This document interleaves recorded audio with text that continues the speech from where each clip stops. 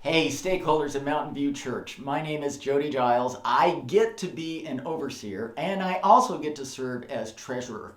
Here it is, the very first week of December. We're almost 6 months into our fiscal year and I want to give you a brief financial update.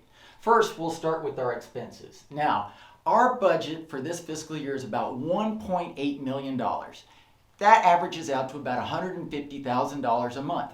And our expenses are very flat. There's a little bit of deviance from month to month, but essentially it's about $150,000 a year. And year to date, the dark bars here, we have managed our expenses very close to budget. We've done a very good job and we look at this very critically every single month. Now you may be asking, well, where does that 1.8 million go? In large buckets, I'll show you. Facilities represents $481,000 or about 26% of our budget. Now year over year, it went up about 19%. That's because we had the greatest landlord ever. And you may recall that during COVID, they gave us rent relief. We are now paying our full rent obligation, which is why our rent increased 20%. Our next big category, and frankly our largest category, is labor. These are the staff members that lead all the volunteers that do all the ministry. That's about 52% of our budget, and you'll notice it's actually 22% down. Now, part of that is because our senior pastor has left, but we've offset that with our interim pastors that have been here.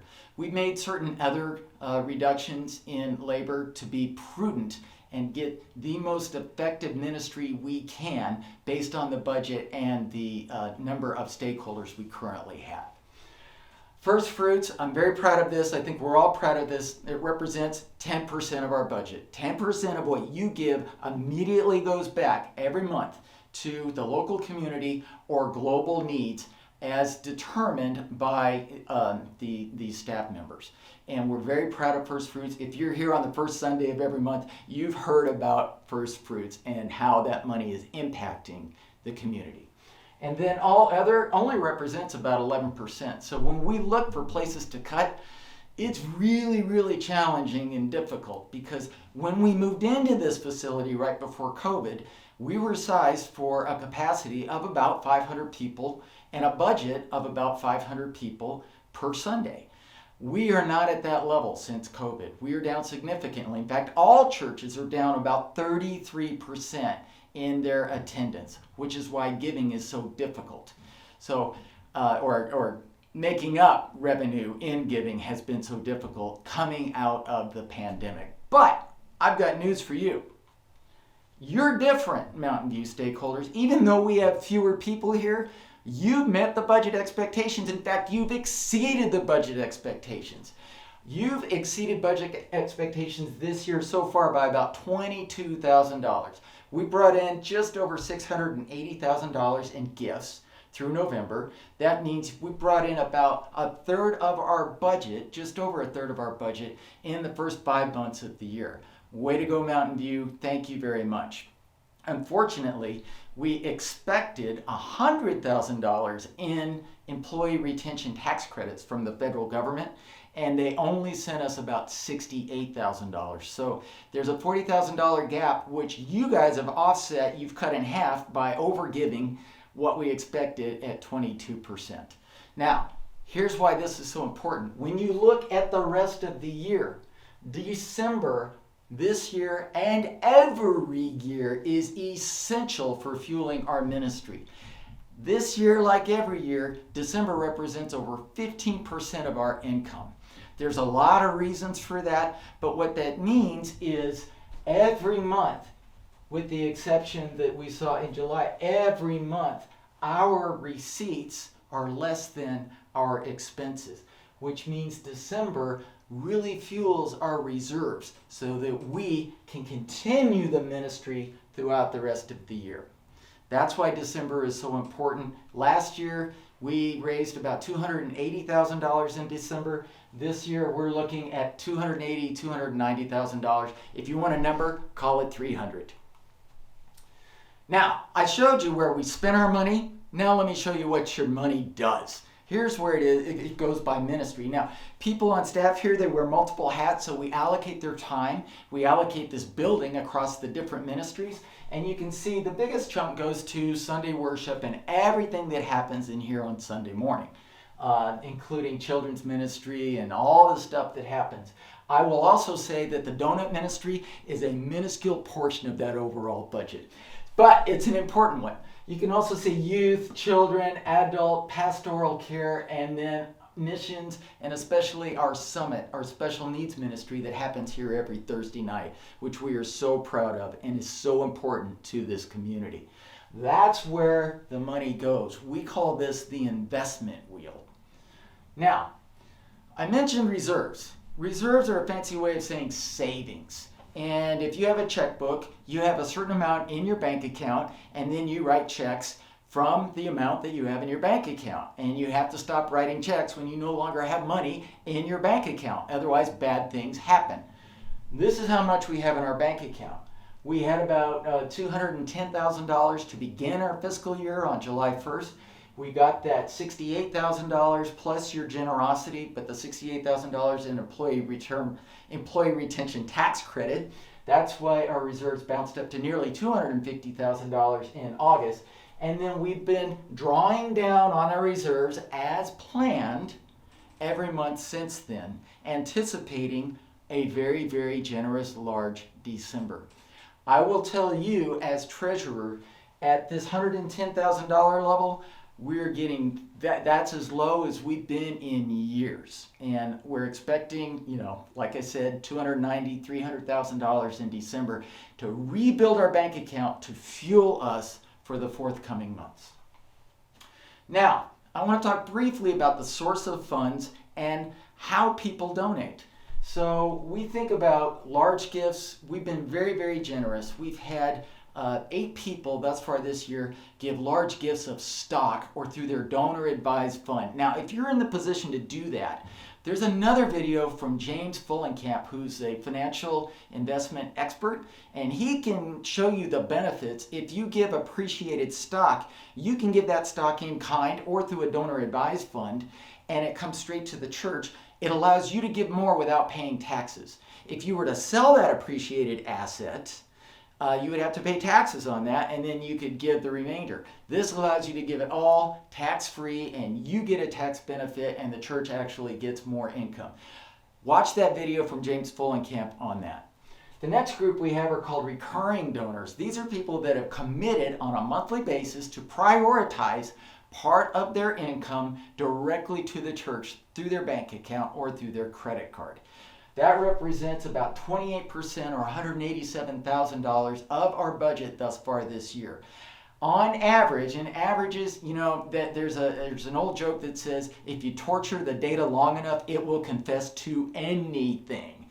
Averages are very dangerous, especially in a community like this where there's such great income disparity in South Orange County. But on average, the recurring donor gives about $547 a month. The next group are regular donors. These are donors that give at least, in the last 5 months, they've given at least 3 times, once every other month. And on average, they give about $150 every month. Then we have the occasional donors, which represent 34% of our income. The occasional donor has given us $232,000. I'm pleased to report we raised $33,000 from the occasional or the impromptu donor on Giving Tuesday just 2 weeks ago, and we're so appreciative and thankful for that. And again, we also, I failed to mention, have facilities rent. We do rent this facility for weddings and other events, and thus far we brought in about $16,000. Now, I would love, as we move over here, to see more people become recurring donors, because while recurring donors represents about 28% of our income, you can see it represents about 27% of our overall donors. We had 259 people give through November of this year. So we would love to see this number go up, and we're asking you not only to invest in this church, but to invite people to this church so that we can get back up to that anticipated capacity of 500 members every single Sunday morning. So we'll talk more about how you can become a recurring donor, and we're thankful for this group. I'd like to see regular donors become more in the recurring donor space so we can better plan our budget going forward. In fact, becoming a recurring donor is pretty easy. You can go to mvc.life or you can go to the app. We've been very transparent this year with our expenses and our income. We have the generosity report. You can go to the app or you can go to the website. Just click on generosity report and it'll show you where we are year to date and month to date. You also then have the opportunity to give, which takes you directly into the PushPay app. And PushPay allows you to set up a one-time gift or a recurring gift, and you can designate the day of the month. A certain amount of money will come out of your account. You're prioritizing a percentage of your income, and you're saying, we're going to give first fruits, and as for me and my house, we're going to give that to the church. This is how you could do that. You simply click on that and then it asks you for a routing and an account number, or you can set up by credit card if you're trying to earn airline mileage. So those are opportunities for you to become a recurring giver committed to the investment of this church. I want to talk to you briefly about liabilities. Thus far, we've only talked about the expenses that it takes to run this church this fiscal year, that $1.8 million. As you know, we moved into this facility right before COVID, Easter Sunday, before COVID hit. We built this facility. It cost us about $2 million. Now, we paid off $1 million of that already, but since COVID, we've actually been kind of holding back on paying down our loan from the ECC, our covenant, the Evangelical Covenant. They've been very gracious, and we're paying only interest. Now, as you know, interest rates have gone up, which has been a hit to our expense budget. We still owe about $800,000. That loan is due sometime next year. We will work with them on refinancing or figuring out how we can pay that later on next year. We also have a private loan that went to the build out of this facility. A very generous donor loaned us at a very nice interest rate, now $150,000 remaining on that. So in total, we owe about $950,000 to pay off this facility and all the build out that we did. There are many, many verses in the Bible on giving. It's said that Jesus spoke more about money and giving than any other topic. I could pick many verses going all the way back to Genesis and Abraham and tithing, way before Moses. But we at Mountain View, if we had a verse to choose on giving, it's this one from Paul that he wrote to another church in Corinth. So let me dissect it with you. Each of you in this church should give what you have decided in your heart. Not what I've told you, not some number. You should decide what's given in your heart. You shouldn't settle on a percentage, although that's a great place to start. There is no upper limit in the New Testament on giving. What does your heart tell you? What does the Spirit guide you? Each of you should give what's in your heart to give, not reluctantly or under compulsion because we're banging it over your head or we're begging you. No, because God loves a cheerful giver. Why am I cheerful at giving to Mountain View? I know there are many, many places that you can give. There are many opportunities for you to make a real big impact in this community and in this world. But when I give to Mountain View, when I choose to prioritize at the first of the month, part of my income is going straight to Mountain View Church, my first fruit. I'm doing it cheerfully because I know that we're making an impact in San Juan Capistrano and South Orange County and globally and making a difference in this world today.